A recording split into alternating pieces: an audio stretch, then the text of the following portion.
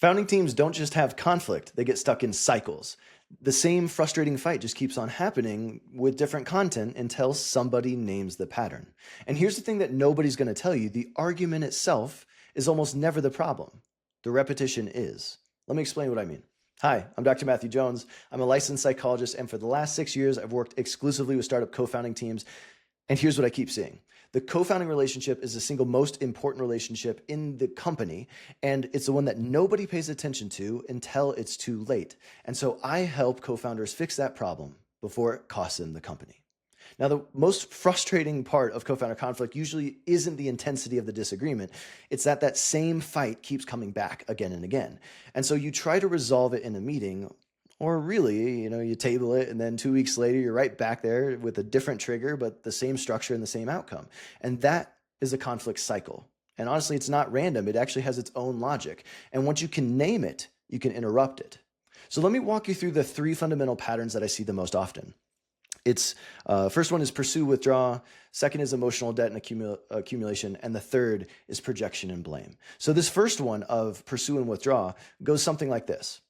One founder tries to address something, like a decision that keeps getting deferred, and then the other founder gets defensive and retreats. And it's usually not on purpose, but the meeting will get rescheduled, or the reply comes 3 hours later with almost nothing in terms of value added. And the conversation that should have happened face-to-face ends up happening over Slack, and that leads to the tension just continuing to increase.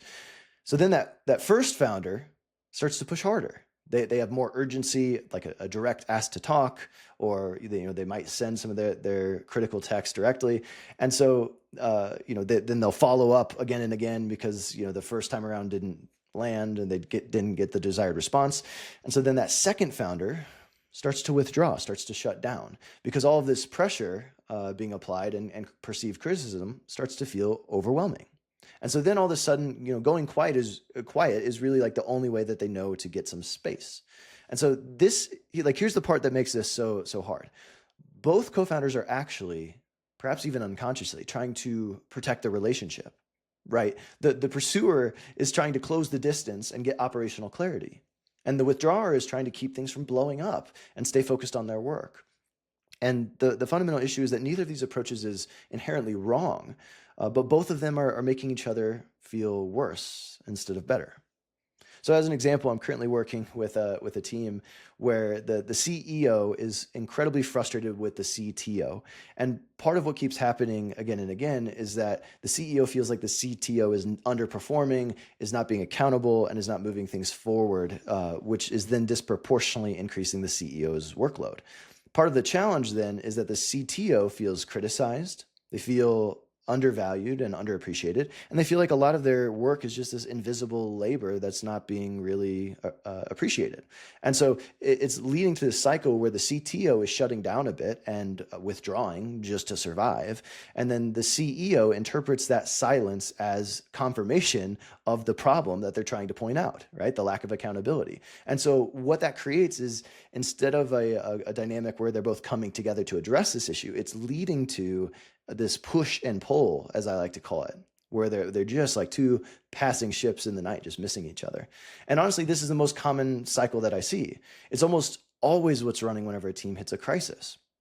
But also, like just to be clear, it's not a character flaw in either founder. It's a deeper emotional attachment pattern. And this is why Sue Johnson, the creator of emotion-focused couples therapy, built her entire model of working with, marital partners around this exact same dynamic. It's absolutely central to the way that we operate as humans. But let's go now to number 2, this piece of emotional debt accumulation. Here's how it works. Every single team has a conflict that doesn't fully resolve. And when that happens, a little emotional residue is left behind. And maybe you didn't really address it at all, or maybe there was a little conversation, but it didn't really clear that debt. And that residue is just like financial debt in that it collects interest, it compounds. So here's how it grows, right? It starts really small, like my co-founder didn't loop me in, and I was annoyed for a day. And then it becomes a pattern, right? My co-founder never loops me in. And then it becomes the entire story, right? My co-founder doesn't respect my judgment. You can see how this continually compounds and escalates.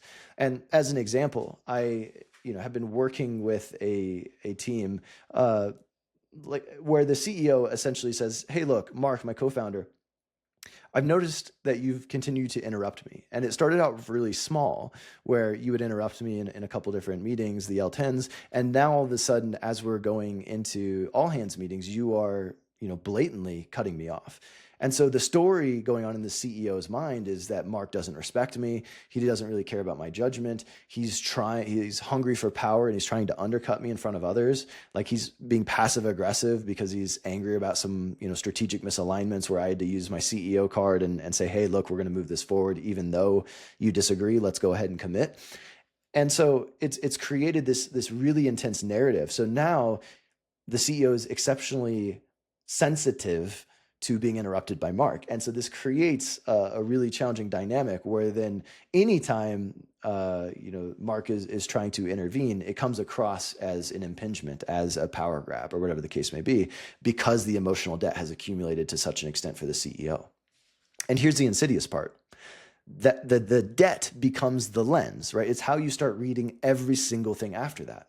Your co-founder might make a perfectly normal comment in a meeting, but you're going to hear it and interpret it through your 6 months of resentment. And that's exactly what the Gottman Institute called negative sentiment override, which is when you interpret a neutral or positive statement, even by your spouse, as being inherently negative because of the lack of trust in the partnership. And founders, honestly, are especially prone to this, right? Because startup culture prides itself on persevering, on resilience, on pushing through discomfort. This feeling of we're building something really important. This isn't the time to get into our feelings. And so then every single time you skip one of those tensions and overlook it because there's a launch or a fundraise, that debt grows a little bit bigger. And that leads us then to this third pattern I often see, which is this cycle of projection and blame. And this can especially happen if you're friends with your co-founder. And it shows up whenever there's real pressure. So I see this a lot in teams where there's this sustained stress, like trying to find product market fit, where they're not really seeing each other clearly. And it's really a shift where they start seeing labels. So it's like, for example, the co-founder who misses a deadline suddenly becomes the unreliable one. The co-founder who pushes back on strategy becomes the resistant one, right? The pessimist. And all the friction, of building together, like the stress, the exhaustion, the fatigue, it all gets pinned on the other person. They're the problem, right? Like if only you could get your shit together, the business would be fine. Like we would be able to overcome the present circumstance, but you're not pulling your weight. It's like all of that blame gets channeled into one individual. And you can hear it in the language, right? Like you always do this. You never take my input seriously. Every time we get close to something important, you slow it down. Like notice what happened there. Like these words, they went from something specific to universal, from describing a behavior to labeling a person. To give you an example, the first team I ever worked with, Cole and Drew, had a little bit of this element where Cole was perceived and then increasingly polarized in the relationship as being the eternal optimist. His head was in the clouds. There was no grounding to what was going on in the reality of the day-to-day operations. Whereas Drew was thought of as the pessimist, the one who just didn't believe in the vision and only saw problems and that kind of thing. And so there was this polarization that took place, and that polarization and those associated labels ended up obfuscating the actual problem, right? Like the problem wasn't one being optimistic and one being pessimistic. It was really that they had different risk tolerances, different degrees of certainty required to take action, and some various strategic misalignments that they couldn't get into because of that polarization, because of those labels. And so the cycle of blame and projection that comes up leads to kind of putting your expectations, your own disavowed impulses onto the other person.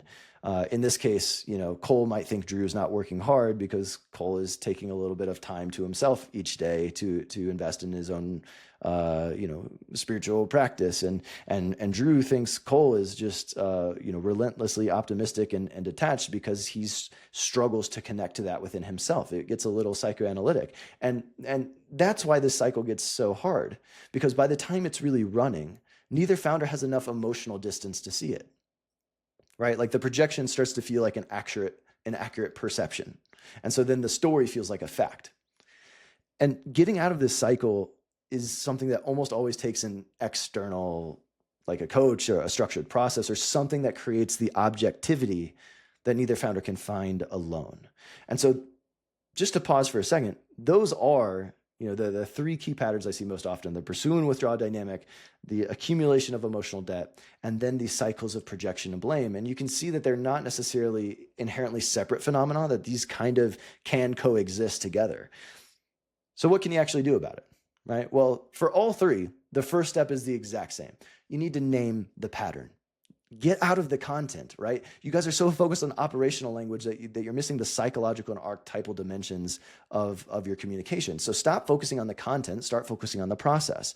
What I want you to shift from is, instead of saying something like, hey, you're doing this to me, I want you to think more like, we're caught in a pattern and I want to name it and talk about it with you so we can debug and realign. Right? Like the most fundamental skill you can have as a co-founding unit is to develop meta communication, because if you can start talking about your dynamic without being in it, you can start to change it, right? Like you can't interrupt a cycle you can't see. And so that really is like the start of the whole game. And these three cycles then can give you another set of lens, another perspective to start to see it. And then I built the co-founder conflict navigation system to give you more of the actual process required to move through it. So name the pattern, and then when you do that, you take back the power to change it. As we wrap up, your co-founder relationship is way too important to leave to chance. So please subscribe and grab the co-founder effect below, and I'll show you exactly what to do with it.